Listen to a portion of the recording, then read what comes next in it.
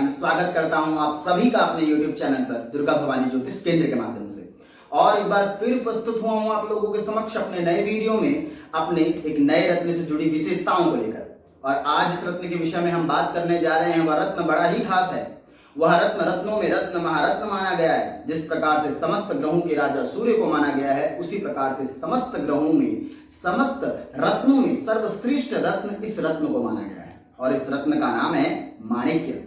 जी हाँ मित्रों, आप में से बहुत से लोगों ने माणिक्य रत्न को धारण किया हुआ होगा या माणिक्य रत्न को धारण करने की इच्छा रखते होंगे।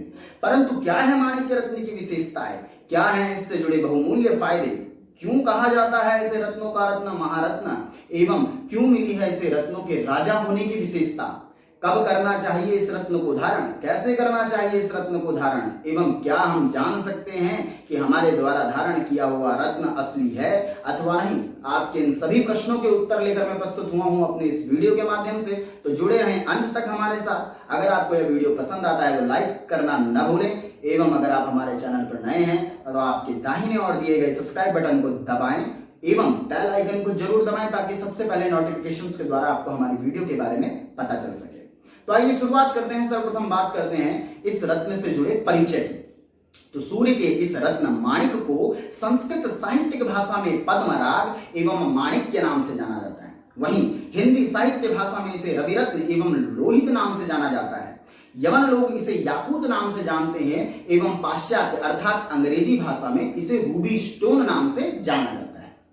अब बात करते हैं बौद्ध धर्म की। तो बौद्ध धर्म में इसे बुद्धाश्रु नाम से जाना जाता है, क्योंकि बुद्ध धर्म में यह कथा प्रचलित है कि गौतम बुद्ध के अश्रु से माणिक्य रत्न की उत्पत्ति हुई थी। वहीं सनातन धर्म में भी बताया जाता है कि बलि नामक एक दैत्य के रुधिर अर्थात रक्त से माणिक्य रत्न की उत्पत्ति हुई है। पुराणों में इस बात की चर्चा भी सुनने को मिलती है कि सर्वप्रथम रावण को समुद्र के किनारे यह रत्न प्राप्त हुआ था और इसी की सहायता से समस्त ग्रहों के राजा सूर्य को उसने अपने वश में कर लिया था। माणिक्य रत्न की एक विशेषता होती है कि यह अपने धारक पर आने वाले संकट के बारे में पहले ही बता देता है, अपने रंग को हल्का करके, एवं संकट के टल जाने पर यह पुनः पहले जैसे रंग में परिवर्तित हो जाता है। तो यह था इस रत्न का परिचय। अब बात करते हैं इस रत्न के स्वरूप की। यूं तो माणिक्य लाल रंग का दिखाई देता है, लेकिन लाल रंग में भी अलग अलग इसके प्रकार हैं।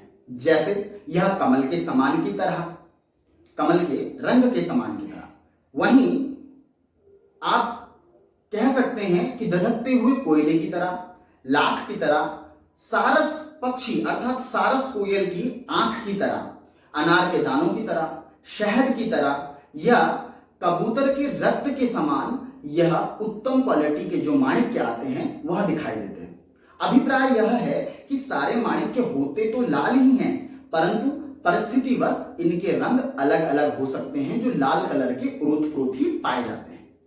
अब बात करते हैं कि लालिमा जिस माणिक्य में सर्व अधिक होती है यानी सर्वाधिक होती है वह माणिक्य ब्राह्मण श्रेणी का, अपितु जिसकी लालिमा हल्की होती है वह माणिक्य क्षत्रिय श्रेणी का, जो पीली लालिमा लिए हुए होता है वह माणिक्य वैश्य श्रेणी का, एवं काली लालिमा लिया हुआ माणिक्य शूद्र श्रेणी में आता है। और आप इसे अपने वर्णानुसार भी धारण कर सकते हैं। माणिक्य को चटका हुआ, टूटा हुआ, खुरदरा या सफेद झाइयां होने पर धारण नहीं करना चाहिए। वहीं माणिक्य रत्न शास्त्र अनुसार साफ, चिकना, बिल्कुल लाल या ट्रांसपेरेंस कांच की तरह जिसमें चमक बिल्कुल आती हो, ऐसे रत्न को धारण करना शुभ माना गया है। शास्त्र में यहां तक कहा गया है कि अशोक के फूल के समान लाल दिखाई देने वाले माणिक रत्न को कभी धारण नहीं करना चाहिए, इससे दरिद्रता आती है। तो यह था माणिक्य रत्न का स्वरूप। आइए एक बार इस वीडियो के माध्यम से जानते हैं कि आखिर माणिक्य रत्न दिखता कैसे है। तो ये है माणिक्य रत्न, जैसा कि आप देख पा रहे हैं इस वीडियो के माध्यम से। और ये माणिक्य रत्न हल्का गुलाबी छवि का दिखाई दे रहा है। इसमें दो प्रकार के माणिक्य उपस्थित होते हैं। एक हल्का लालिमा युक्त माणिक्य होता है जो आप यहाँ देख सकते हैं इस वीडियो के माध्यम से। तो ये दो प्रकार के माणिक्य आपको यहाँ दिखाई दे रहे हैं। पहले मैंने आपको दिखाया गुलाबी कलर का माणिक्य, अब मैं आपको दिखा रहा हूँ ये हल्का लालिमा युक्त माणिक्य जो शहद के रंग का दिखाई देता है, जैसा कि मैंने आपको पूर्वोक्त में बताया हुआ भी है। तो ये है माणिक्य रत्न। तो यह था माणिक्य रत्न, जैसा कि आपने देखा इस वीडियो के माध्यम से। अब बात करते हैं इससे जुड़े बहुमूल्य फायदों के बारे में। तो जैसे कि मैंने आपको बताया, माणिक्य रत्न सूर्य के लिए धारण किया जाता है, अर्थात जन्म कुंडली चक्र में जब हमें सूर्य से जुड़े महत्वपूर्ण फायदों को अपने लिए धारण करना हो तो माणिक्य रत्न को धारण करना चाहिए।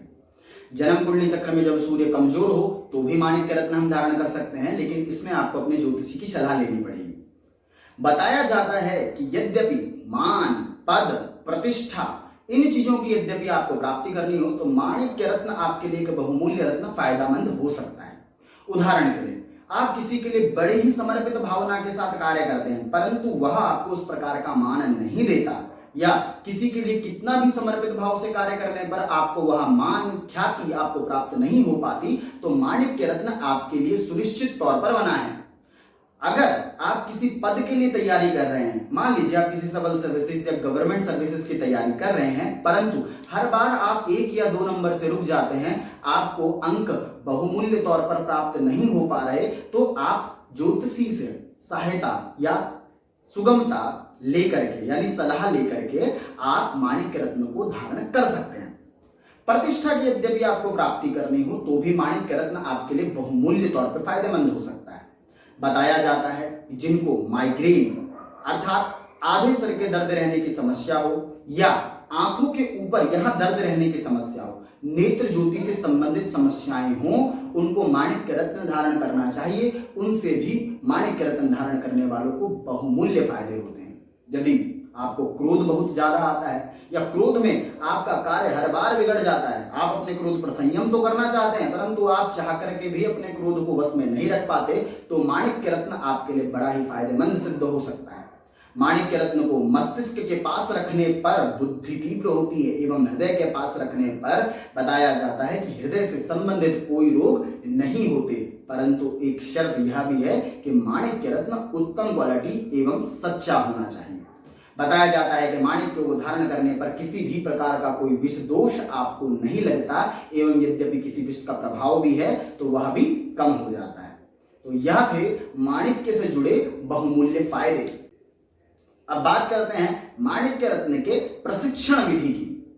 बताया जाता है कि असली माणिक्य रत्न को यदि आंखों को बंद करके पलकों के ऊपर रखा जाए तो माणिक्य रत्न नेत्रों में बड़ी ही शीतलता प्रदान करता है। वहीं अगर हल्की गीली रुई में माणिक्य रत्न को लपेट दिया जाए तो यह अपनी आभा, अपनी कांति को बाहर बिखेरने लगता है। बकरी के दूध में यदि माणिक्य रत्न को डुबो दिया जाए तो दूध लालिमा युक्त हो जाता है, अथवा 24 घंटे के लिए यदि असली माणिक्य गोमूत्र में डुबा भी दिया जाए तो भी यह अपनी आभा को नहीं खोता। तो ये है असली माणिक्य की पहचान। वहीं अगर नकली माणिक्य होगा तो इनमें से किसी भी चीज का प्रभाव आपको देखने को नहीं मिलेगा। तो यह थी इस माणिक्य की प्रशिक्षण विधि। अब बात करते हैं इस रत्न से जुड़े उपरत्न के विषय में। वैसे तो यह रत्न आपको बड़ी सुगमता से प्राप्त हो जाएगा, इसकी प्राप्ति में किसी भी प्रकार की कोई दिक्कत नहीं आने वाली, लेकिन यद्यपि किसी कारणवश आपको इसका उपरत्न भी धारण करना पड़ता है तो मैसूरी माणिक, तांबड़ा, सौगंधिक एवं सूर्यकांत मणि, यह 4 इसके उपरत्न बताए गए हैं। जाहिर सी बात है उपरत्न रत्नों की संख्या में कम ही होते हैं, परंतु इन 4 उपरत्नों को धारण करके भी आप माणिक्य रत्न के उपरत्नों को प्राप्त कर सकते हैं, यानी वही फल आप प्राप्त कर सकते हैं। तो आइए इस वीडियो के माध्यम से एक बार माणिक्य रत्न के उपरत्नों पर भी नजर मार लेते हैं। और ये है माणिक्य के ही उपरत्न। जैसा कि आप देख पा रहे हैं, जैसा रत्न है वैसे ही उसके उपरत्न भी हैं। अब जैसे कि मैंने आपको बताया था पूर्वोक्त वीडियो में भी कि ये रूबी रत्न अर्थात माणिक्य रत्न गुलाबी कलर का दिखाई दे रहा है, तो इसका उपरत्न भी हल्का इससे मैच करता हुआ है। इसको कहते हैं सूर्यकांत मणि। आप देख सकते हैं निकटता से भी, आशा करता हूं आपको दिखाई दे रहा होगा ये रत्न। अब बात करते हैं दूसरे उपरत्न की। तो ये दूसरा उपरत्न जैसा कि आप वीडियो के माध्यम से देख सकते हैं, अगर ये हल्का शहद युक्त कलर का है तो इसका उपरत्न भी हल्का शहद के रंग का ही दिखाई देता है। आप इसे निकटता से भी देख सकते हैं। निकटता से देखने के बाद आप इसे बड़ी स्पष्टता के साथ देख पा रहे होंगे, ऐसा मैं उम्मीद करता हूँ। तो इस रत्न को कहते हैं, यह एक उपरत्न है और इस रत्न को कहते हैं तांबड़ा रत्न, अर्थात ये एक प्रकार का उपरत्न ही है। और इन दोनों ही उपरत्नों को आप माणिक्य के अभाव में धारण कर सकते हैं। यद्यपि आप किसी कारणवश माणिक्य को धारण न कर सकें तो आप उसके अभाव में इन उपरत्नों को धारण कर सकते हैं। तो यह थे माणिक्य के उपरत्न जो कि आपने देखे इस वीडियो के माध्यम से। और अब बात करते हैं इस रत्न के धारण विधि की। किस प्रकार से कर सकते हैं हम इस रत्न को धारण। तो उत्तरा फाल्गुनी नक्षत्र या किसी भी रविवार के दिन आप इस रत्न को रवि की ही होरा में धारण कर सकते हैं, परंतु सर्वप्रथम शनिवार की रात्रि में इस रत्न को गाय के शुद्ध दूध में भिगा करके रख दें। प्रातः काल रवि की ही होरा में इसे गंगा जल से धोकर धूप दीप आदि से निवृत्ति करके ओम ह्रां ह्रीं ह्रों सः सूर्याय नमः इस मंत्र का कम से कम 1 माला से जाप करके इस रत्न को धारण करना चाहिए। तत्पश्चात सूर्य भगवान को अर्घ्य प्रदान करना चाहिए, सूर्य भगवान को नमस्कार करना चाहिए। तो आप ऐसे कर सकते हैं इस रत्न को धारण। इस रत्न को धारण करने के लिए इस रत्न का वजन कम से कम 3.25 रत्ती का होना चाहिए। अधिक आप अपनी ज्योतिषी की सलाह लेकर के इसे धारण कर सकते हैं। इस रत्न को धारण करने से पहले मान्यता है कि अपने सिराहने के नीचे एक रात रखकर सोना चाहिए। यद्यपि स्वप्न हमको खराब आते हैं तो हमें इस रत्न को धारण नहीं करना चाहिए, या हम अपने दाहिने हाथ की बाजू में लाल कलर के कपड़े में इसे बांधकर 2-3 दिन के लिए रख सकते हैं। यदि हमारा किसी प्रकार का कोई नुकसान होता है तो हमें इस रत्न को धारण नहीं करना चाहिए।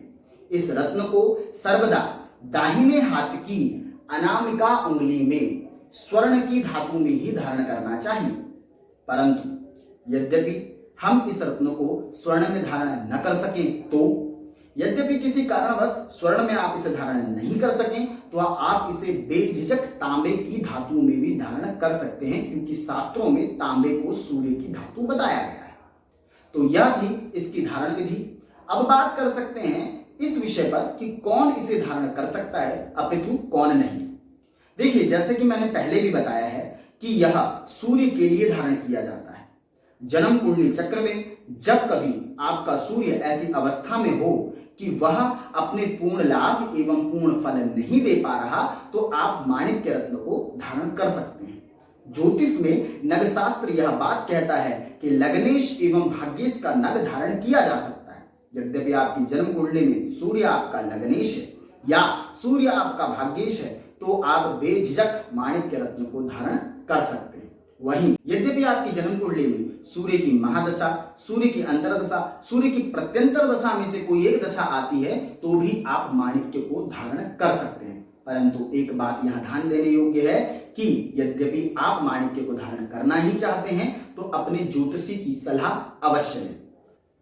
अब बात करते हैं कौन न करे इस रत्न को धारण। जन्म कुंडली चक्र में सूर्य यदि आपके शुक्र से युति करके बैठा हो, सूर्य यदि राहु से युति करके बैठा हो, जन्म कुंडली चक्र में सूर्य यदि शनि से युति करके बैठा हो तो आपको माणिक्य रत्न धारण नहीं करना चाहिए।